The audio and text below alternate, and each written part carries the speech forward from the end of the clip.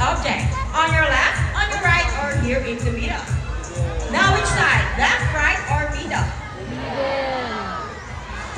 Okay, so let's put it right here. Now let's call on our psychic word, Dazzle. Dazzle is our soon-for requested kakatu. Say it again. Kakatu ang nalihita. Oo nga, kay cheating na yan. Forests along the east coast of Australia. They are very loud birds and can mimic almost any sound. They typically feed on seeds, nuts, fruits such as durian, papaya, rambutan, and they also love corn. Now guys, do you think Dazzle has the ability to find hidden object? If it's yes, then say, you can do it, Dazzle. Go Dazzle, find that hidden object for us. Hi, English.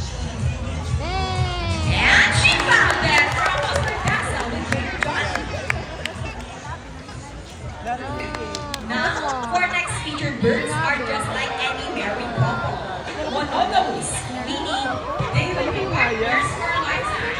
Ah? Pretty romantic, May ipakita ng marriage but as couple. any couple will attest in your relationship, there will always be battles. Means Dazzle and Rocky are beautiful pair of beautiful couple. They will battle out to see who's the best in a basketball game. But before we start this battle, I'll be dividing you into two groups. All the girls will cheer for Sassy. Come on girls, let me hear you say Sassy, Sassy. And all the boys will cheer for Rocky. Come on boys, let me hear you say Rocky, Rocky. All right, birds ready, trainers ready, set, go! Here's rock on his first ball. Followed only by Sassy. Another one, Rocky. Let's see who's gonna win. And Rocky wins! What can you say about Trainer Vina? You guys lose this time. Jose, we want another race.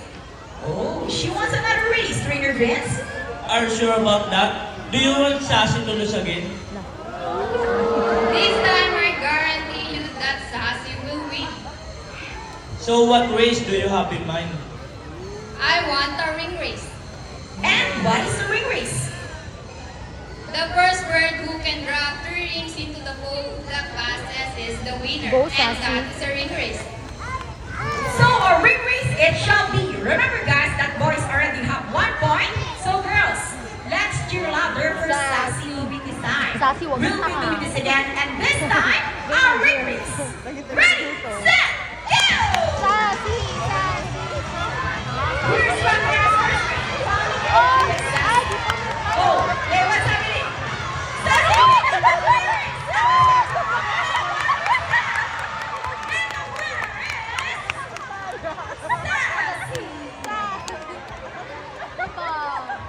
What can you say about that 3 rings? 3 rings at the same time. Hey, you guys cheated! Yes. Oh, he thinks you cheated. No, we didn't cheat. Sassy used her brain. Oh.